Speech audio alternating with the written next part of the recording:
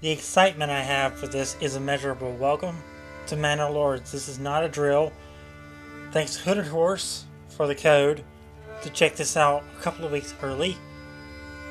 If you've been around a while, I covered the demo once or twice in a live stream and a video.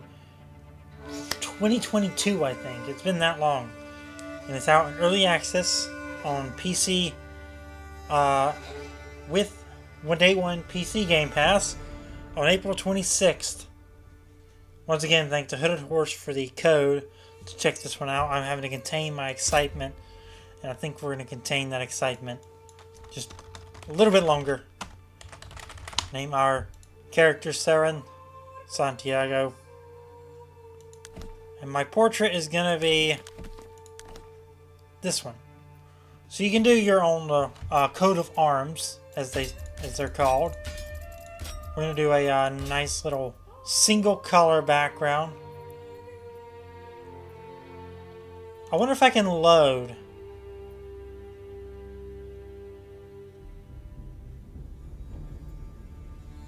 You can, but later on I'm going to make my own coat of arms.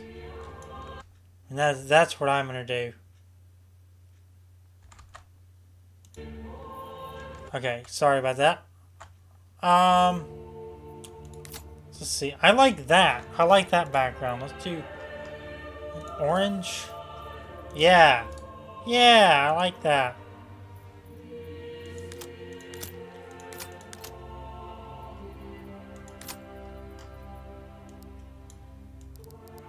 Yeah, okay, I like that a lot.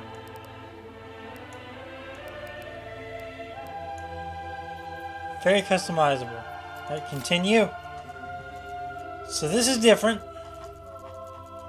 This is so different from what I remember before. So in goal, we can either have domination, conquest, or none, or growth.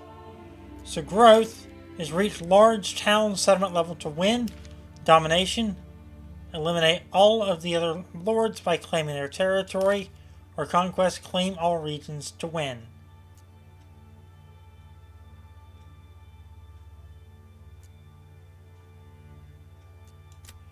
On the edge is what we're going to do for that. So we're going to have the end goal. Oh no, that's... Oh, I don't like that actually. Never mind.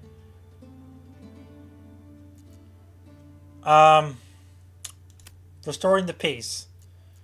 Yeah, I think restoring the peace may be our best thing. Alright, raider frequency, we're going to have that as low. And we're going to turn the raider free years up to 5. Initial bandit camps, 1. Starting season spring, standard supplies.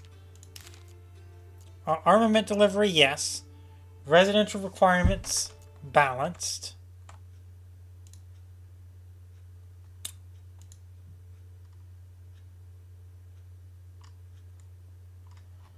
And yeah, so I think these are the settings we're going to stick with. I don't want to mess around too much. So we'll stick with restoring the peace. Set that up a little bit. And yeah.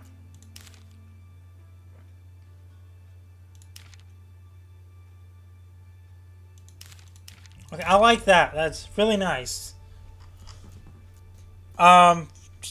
We'll stick with 3. That's kind of middle of the road. Approval. Low penalty for approval.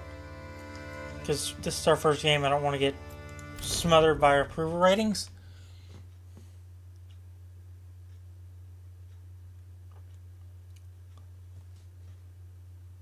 Yeah, alright. So this is going to be our world for the next Lord knows how long. Because we're going to be playing this a heck of a lot. This is not going to be like my typical once a week. We're going to be doing this 2 or 3 or 4 even times a week. Here at the start at least. A new message. Build up your town, your manor, and when ready, press claims towards regions owned by your opponents. Once a claim has been pressed, be ready for battle. I'll unite these lands under my rules, so we have to claim all opponents' regions. In Manor Lords, families need food and fuel and roofs above their heads to survive. Supplies in the region panel above shows how much you've got left. So, let's pause the game. Let's just take a minute and pause. The draw to this game, developed by Slavic Magic, published by Hooded Horse. As you know, Hooded Horse is a big part of the channel. I cover everything they release. And the big draw to this one, especially for me, is the City Builder meets RTS battles. So basically, you were building a city, and instead of just kind of doing these top-down battles, you were doing Total War style battles. That's the best way I can describe it. So think of Total War Warhammer, which is a huge thing on this channel as well. Those battles. And a city builder on the other end of it. So, yeah, this is going to be... That's the draw to this one. And you'll get your hands on it April 26th. So we're in spring, year 1. It's March. And we start out early in spring. So let's see. We have 5 homeless people. These people wait for more burgage plots. Causes a loss of approval and possibility of freezing in the winters. Homeless cannot be a part of militia units either. So let's look at some stuff before we start building our city. Map. This view shows you which regions are under whose control. You can press claims to other regions when you have gained enough influence. Trade point, okay. So there's the map. So we are the red, we own Zweio. That's what we're gonna call it Zweio. Can we rename it? I don't know. We can rename it. Okay. After you reach the next settlement level, you will be granted a development point to spend. Unlock development branches to make your region more efficient. To enact policies, you need to rise your administration level by building administrative building, like the manor. Rename region. Aphelios. That's what we're going to name this region. Aphelios. Do I have to rename it like this? Aphelios? Yeah, okay, I like that. Then if I do this, it should update there. Cool. So there's the development tree. We kind of go up. We can go either up, down, left, right. We have no development points. We can't really do anything with that. But there are that, and we also have development, policies, and production. Production is empty right now. Alright, town centers.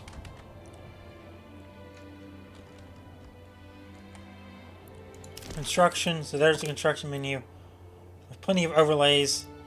Every region in Manor Lords has strengths and weaknesses, so be sure to check out all the resource deposits as well as investigate the soil fertility before deciding on the direction of your town. If your region has weak fertility, consider setting up trade early.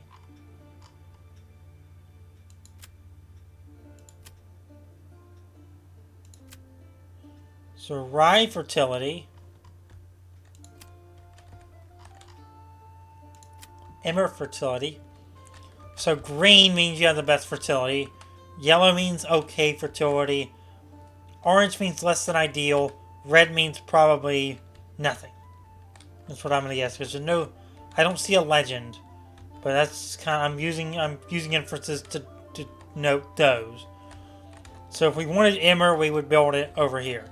If we wanted flax, we would build it. We would plant it. Let's see. There's really no good place for flax. We build it in the yellow if we wanted it, though. Barley fertility. Some yellow. Probably in the yellow as well. So there's some green right there. And rye. So emmer and rye are the ones that we have best fertility for in this region. A negligible amount of underground water. Okay.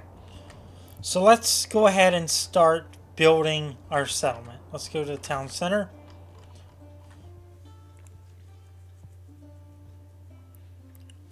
Woodcutter's Lodge. Let's see. That's gathering. We want home. We want residential. So a burgage plot level 1. Some buildings have flexible borders. Place 4 points to designate an area. 1. The cursor will snap to rows and buildings to try and create an organic shape. 2. You can leave more space for future extension upgrades. And 3. The first 2 points mark the front of the house by default. So we're going to place over here plot points. So we can do plot point 1, 2. So that's the front of the house. If we want the house to face this way, we're going to have to do it like this and then go backwards. So that will snap like that. So we need to go probably pretty far away to get.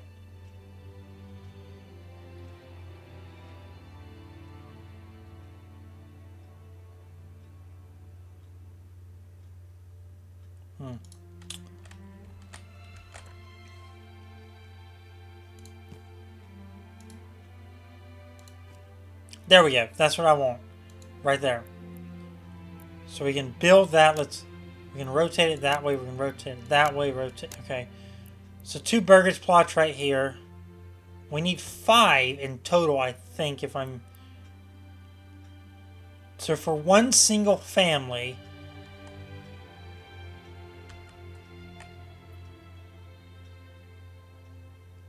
Alright, I think we're good. Build those. Unassigned families work on construction automatically. Game falls, so let's fix that. Timber transportation. Timber requires oxen to be moved. Villagers will automatically get the ox when they need it. So let's see. Let's go logging camp.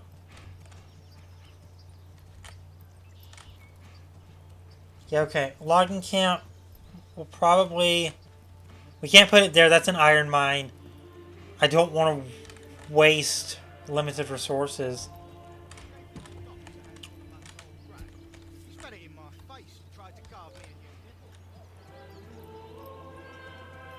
So let's see.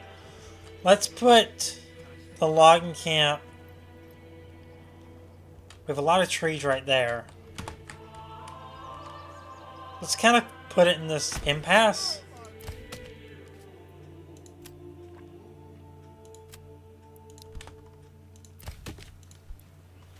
Logging camp under construction. Okay. So with that, we have the logging camp built. We have the burgage plots under construction. Okay. Let's see. We need roads. Some workplaces allow villagers to use hand carts to transport up to 10 goods at once.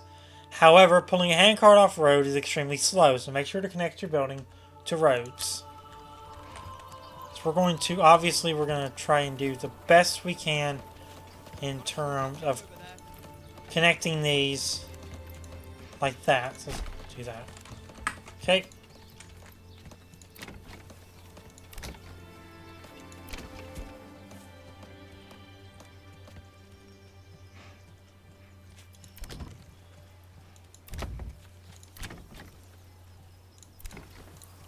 The goods are being transported.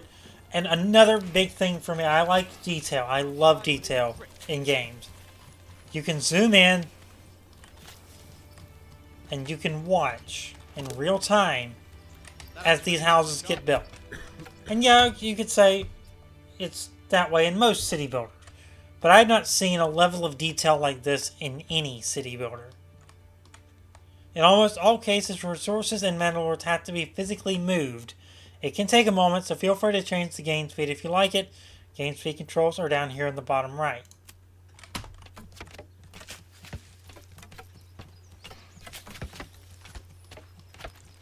A lot of this right now, if you watch me play the demo, is how it would work. I'll link the demo video down in the description, by the way. If you want to go watch how far this game has come since then.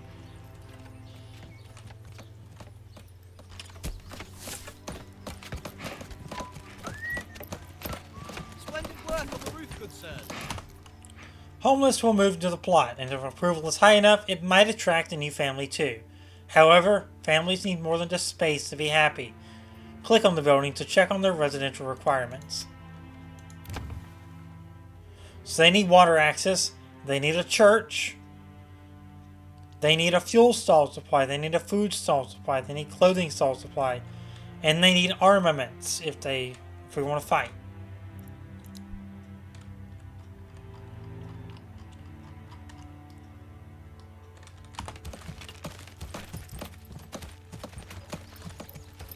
So that's the first plot. Our first plot has been built.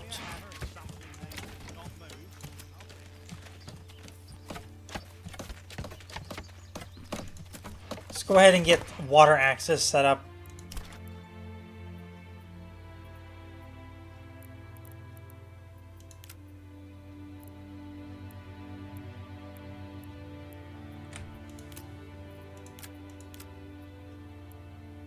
Granary, storehouse, pack station, hitching post.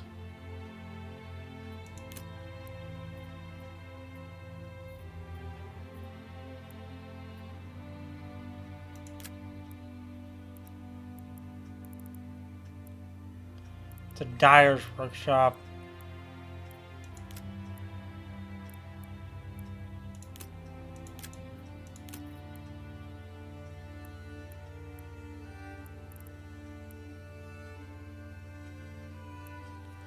Beekeeping. Interesting. Okay.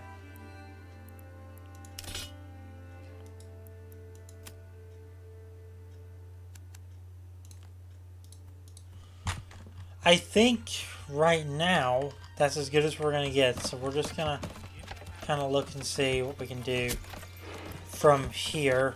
We're going to have to build more burgage plots because we have 5 homeless families. We need more than that.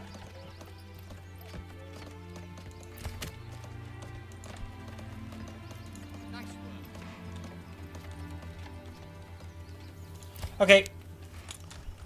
So with that, I think we're going to go ahead and wrap up this first episode of Manor Lords here.